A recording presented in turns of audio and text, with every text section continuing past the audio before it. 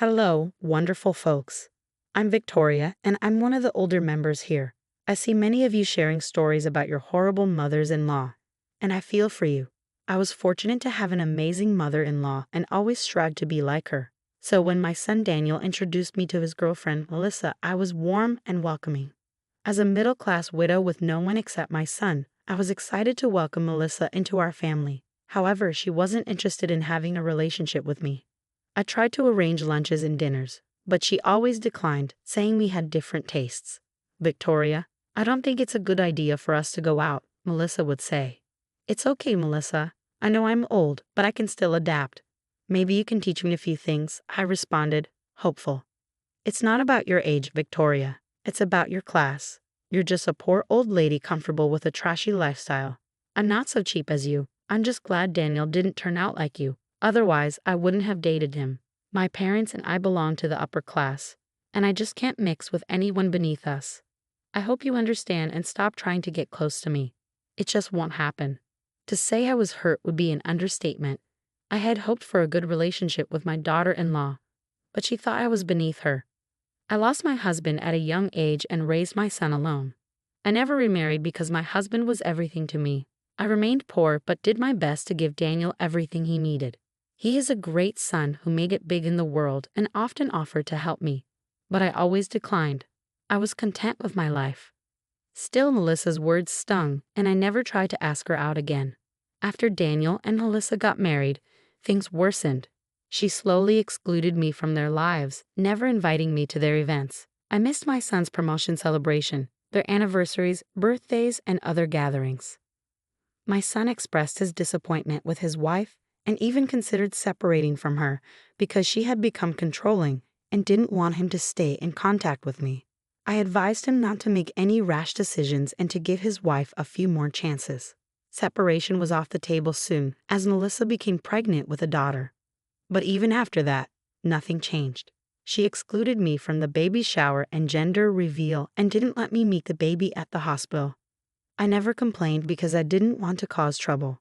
For 6 years, I continued to be excluded from my own son's family. I did manage to have a great relationship with my granddaughter, but Melissa began to put a stop to that too. I was at my wit's end and suspected Melissa was planning something drastic. My suspicions were confirmed when Daniel showed up at my house looking very downcast. Daniel, you don't look well. What's the matter? Is something going on? Mom, I just can't do this anymore. I've tried everything, but things are only getting worse. I can't even talk to you without worrying about starting a fight at home. Is Melissa creating problems again? Daniel, it's breaking my heart to see you like this. You don't have to come to see me if it means your troubles will get worse. Mom, I need you in my life. I don't like the way Melissa has been trying to control me. I've been unhappy in this marriage for a long time now. I never thought she would create a divide between us. I even overheard her talking to her sister about how she planned to stop you from seeing my daughter. I was taken aback by Daniel's words, though not entirely surprised. Melissa had been acting very strangely, always making excuses when I asked to see my granddaughter. I had even offered to come by and see them, but she was always either busy or out with the baby. It was already suspicious, and now I was very anxious about what Melissa had planned. Daniel, did you confront her about this? What does she even have to say for herself? Mom, what can I say to her? I always suspected Melissa was going behind my back, making decisions without consulting me. If I question her, she just screams at me and throws things. It traumatizes our daughter as well. That is not okay, Daniel. Look, if you don't want your child around me, I would understand. There can be many reasons why you might feel I shouldn't be in your daughter's life. I will respect your wishes. Mom, are you crazy? Why would I ever do that? You are the best grandma and the best mother ever. I have absolutely no reason to stop my daughter from seeing you. Hell, my daughter would be devastated if her mother went through with this plan. Daniel looked stricken with grief and anger. It broke my heart to see my poor son suffering so much. He had truly made a big mistake in choosing his life partner, and I wish I had warned him. I didn't want to meddle in my son's relationship, so I kept my mouth shut. I didn't protest when Daniel pulled away from me because of his wife. I wanted him to be happy, even if it meant losing contact with him. Had I known what a horrible situation my son was in, I would have helped him sooner. I comforted him and said, Daniel, ignoring these problems and remaining quiet is not a solution. You are clearly miserable and need help. You need to stand up to your wife for a bit. If she loves you, she will be willing to change. Mom, that is never going to happen. I've begged her multiple times to get help. I suggested couples counseling and other things, but she just doesn't listen to me. I did my best, but I think it's time to cut my losses. I only see divorce as the ultimate solution. I think you should consider all aspects before you make a decision. Why don't you go home and try to talk to Melissa one last time? After that, I will support whatever decision you make. Melissa was a pretty wretched woman, but she was still Daniel's wife. Even if she didn't like me, I would have been happy if my son was happy. But Melissa had been really toxic towards my son, which became clear to me that day. I believe everyone should be given a last chance before being punished for their actions. For their child's sake, I hoped she would come to her senses and improve her behavior. My son was desperate for a change. I will give her one chance. I'll talk to her and lay down my terms. If she doesn't listen and tries to cut you out again, I will file for divorce. I'll talk to a lawyer and have the paperwork ready. I will only file if and when she messes up. Promise me you will let me know if that happens. I promise I will let you know, Daniel. I can see that you are extremely unhappy and I feel really bad for you.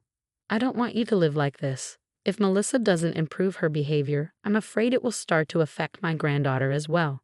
That is exactly why I have been considering divorce. You asked me to give her one chance, so I'm doing that. But if she tries to act smart, I won't have any second thoughts. I agreed with Daniel because I really didn't want him to be unhappy. If Melissa continued to be uncooperative and entitled, he deserved to separate from her and live a healthy life. I wanted my grandchild to have a healthy home life as well. Daniel went home and talked to his wife about their problems. To no one's surprise, she blew up at him, calling him names and accusing him of choosing his mother over her. They had a massive fight. However, this time things turned out a little differently. Melissa saw that Daniel wasn't backing down or caving into her demands. He was adamant about standing up against her, which was a big blow to her. Daniel later told me, "Melissa didn't expect me to stand my ground, Mom. I think that's part of the reason why she asked for a second chance and promised to improve herself. She even promised not to cut you off from our daughter." It sounds too good to be true, Daniel. I have this gut feeling Melissa's just lying to pacify you. I won't lie, Daniel, but I feel the same way. Still, she has asked for a chance. Give it to her and wait to see if things get better. I'm doing that, Mom, but I'm also talking to my lawyer just in case. I will get the paperwork done. You don't have Melissa like I do, Mom. I can see right through her. She won't keep her promise to me, I just know it. The weariness in Daniel's voice really did break my heart. For years, I nursed my own wounds caused by Melissa and was unable to bear her behavior. I had no idea how much worse my son had it with her. She had completely broken his spirit and didn't even acknowledge her wrongs. Straight away, Melissa was a heartless woman, and Daniel was right about her. What Melissa did next proved Daniel's fears were justified. About 2 weeks later, I called Melissa to tell her I was coming over. It had been a while since I had seen my granddaughter, and I decided it was time for a visit.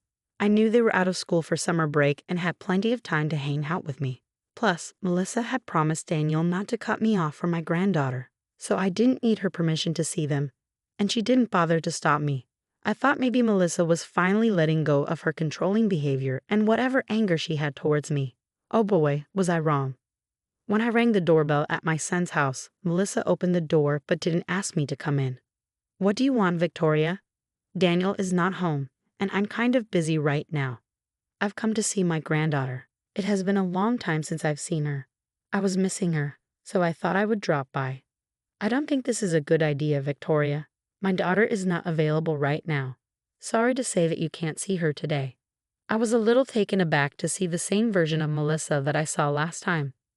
Daniel had been telling me that Melissa was acting well at home, but he didn't trust her completely. I thought he was being a little paranoid. Nope, my son was right. Melissa showed no signs of change whatsoever. Since I was already at her home, I decided to try my luck again. I said in a serious tone, "Melissa, I know my granddaughter is not at school. Her school is on summer break, and I asked Daniel before I came here. He confirmed that my granddaughter is home." "Well, yes, she is home, but you still can't see her." "What? Why not? You have been keeping my grandchild away from me for a while now. I won't pretend that I didn't notice, but I don't understand what the problem is. Melissa, you need to tell me why I can't see my own grandchild. Because I don't want you to see her ever again. She's my daughter, and I get to make those decisions as I please. And I've decided not to let her mingle with you anymore. You are still not telling me why you're doing this, Melissa. This is unfair and unjust both to me and to your own daughter. Don't you dare tell me what's right for my daughter. The reason for you not to see her anymore is simple. My child doesn't need to be around a loser like you. Melissa said this with so much venom that I found myself taking a step back in shock. She straight up called me a loser and told me that my granddaughter shouldn't be associated with someone like me. She made me feel small and unworthy of being in my own family's life. I was humiliated but also extremely angry. I asked Melissa angrily, "What the hell does that mean, Melissa? Why are you calling me a loser and insulting me like this? What makes you think this is okay? You need to explain yourself. Do I need to go into details about how unworthy you are of associating with us? You are a poor woman with no wealth or social status. We have a good reputation in this city, Victoria. Your son works in a high position at his office, and my daughter goes to the most prestigious private school here. I am also a woman of high status. Our family is simply too above you and your trash lifestyle. If anyone had ever told me that people could be so cruel towards their own family, I wouldn't have believed them. But I was wrong about the world. People like Melissa simply didn't care about anything other than material wealth and status. Yes, I was a poor woman. I'm still a poor woman. My son had offered me a lot of things, but I had declined his help. I wanted him to have the best life possible without having to shoulder my responsibilities. I didn't care about my lifestyle at all. I was never interested in climbing up the social ladder and living in luxury. My simple life was good enough for me, especially since I didn't have to depend on anyone. I had no idea that would become a problem for Melissa. I had no idea that my simple life would prevent me from being in my own granddaughter's life. I was shocked and hurt.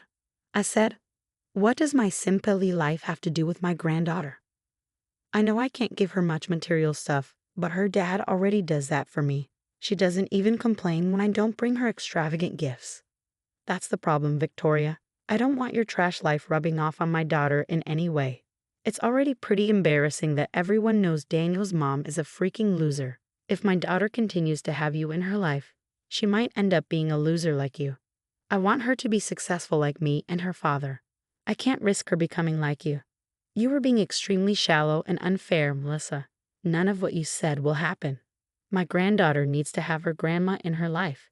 You need family too, along with material wealth. She already has a set of good grandparents, Victoria. My parents are rich and come from a high-status family. Their love and influence will be perfect for my little daughter. She doesn't need you in her life, and we don't need you in our lives either. We have plenty of money and connections to have a good life." I was absolutely fuming with what Melissa said. It was at that moment I realized how messed up she was. No wonder my son was at the end of his wits. Since I didn't see Melissa much, I didn't know how shallow and superficial she could be. I was actually thanking my lucky stars that I didn't have to deal with her more than I had. It also made it clear to me how miserable my son really was living with her all the time. Everything that came out of Melissa's mouth sealed my resolve to encourage my son to divorce her. With my mind made up, I smiled at Melissa and gently told her, "I think you are a little wrong in your assumption, Melissa. My son has a lot of wealth, but from what I gather, you don't have a penny to your name right now. You're already drowning in credit card bills." "What the hell do you mean? I'm married to Daniel, so his money is my money too. I have the sole right to owe his wealth. I'm his wife, after all." "Well, you won't be his wife for long, Melissa. Actually, my son is going to file for divorce very soon. I hope you remember that you signed a prenup, and that prenup clearly said that you won't get anything from him in case of a divorce." Melissa looked scared for a while before she schooled her expression back to normal. She looked at me very nonchalantly as if what I was saying was far-fetched and impossible. But I could tell she was nervous, especially because she knew that Daniel had already warned her about a divorce if she didn't behave. She looked at me dismissively and said, "You can dream on, Victoria. Daniel would never divorce me. He won't be able to be without me. I can control him well enough. Did you forget how I made him limit contact with you?" "Yes, you did throw a tantrum to make him limit contact with me, But he only agreed because I wanted him to save his marriage with you. That was actually the first time it hit Daniel what a messed up woman you are. Over the years, all of your controlling behavior slowly made him consider divorce. Augie can consider divorce all he wants, Victoria. I know for a fact that he will never go through with it. He won't destroy our perfect family and leave me destitute. You can believe what you want, Melissa. Don't say I didn't warn you. I will be leaving today without seeing my granddaughter because I know I will be able to see her soon. As soon as my son divorces you, I will be back in my granddaughter's life. For now, I'll let you have this last power move. I turned around to leave as Melissa went back into the house which soon wouldn't even be hers anymore. I got into my car without any regret and called my son right away. When he picked up, he already sounded weary and resigned. He said in a troubled voice, "Let me guess, Mom. Melissa didn't allow you to see my daughter. She did exactly what she wanted to do and took no consideration of mine or our daughter's feelings." You're right, Daniel. Apparently, she didn't want her loser mother-in-law to influence her daughter to live like a poor person. So she thought cutting me off would be better and spare your family from the humiliation of having a loser grandma like me. What the hell, Mom? She said that to you? Oh God, what is even wrong with her? I can't believe she would say these things to my own mother. I'm so sorry you had to hear those things, Mom. I can assure you it's not true. You are the best mom and grandma ever. I don't think I'm the best mom or grandma, Daniel. I wasn't attentive enough to know how miserable you were in your marriage. If I had known before, I wouldn't have advised you to give Melissa so many chances. I'm sorry for not being a better guardian. I guess you were right. Divorce would be a good move for you. Don't blame yourself, Mom. I was equally responsible for not telling you everything about my life and just going along with Melissa to keep the peace. That won't happen anymore. I will file for divorce today itself. I'm done being manipulated and I'm done raising my daughter in a toxic household. We both deserve better. That night, Daniel showed up at my door with his clothes, and he brought my granddaughter along as well. He had filed for divorce and told Melissa about it. Apparently, Melissa had flipped out and started to attack Daniel for leaving her. She didn't want to get a divorce and lose Daniel's money that she had been relying on. They started off having an argument until it escalated, and Daniel had to call the cops on his wife.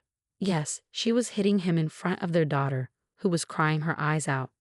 My poor granddaughter was traumatized and was clutching my son because she was scared her father was hurt. What followed after that night was truly shocking. Melissa went to take her parents' help to make Daniel stay. Like I said, she didn't even have the money for a lawyer and thought her parents would be of help. Imagine her surprise when her parents closed the door in her face and told her to never contact them again. Also, she had been disinherited a while back. Now, why did her parents take such a drastic step? Well, they didn't support her entitled and abusive behavior. They were furious with her for hitting my son and traumatizing our granddaughter. Something else came out as well, which they had told us and the CPS workers. Melissa was abusing my granddaughter. She was starving her because she didn't want her to get fat. A lot of other things came out, and Melissa lost custody of her daughter. I won't go into detail about their messy divorce and all the details of abuse that came out in court. I'll just say that they were able to get divorced in a year. Melissa lost custody, and Daniel got my granddaughter full-time. I moved in with him to help out. Both Daniel and my granddaughter are in therapy, and my son actually had a protective order against Melissa for the physical abuse. Shortly before the divorce was finalized, Melissa had shown up at my door to beg me for forgiveness. She wanted my help to get her marriage and child back. Suffice it to say, I kicked her out instantly. Right now, I'm having a good life with my son and granddaughter, who are happy to be rid of that horrible woman. It looks like we will be okay, while Melissa is off working at a convenience store after losing everything and becoming the poor loser she didn't want to be.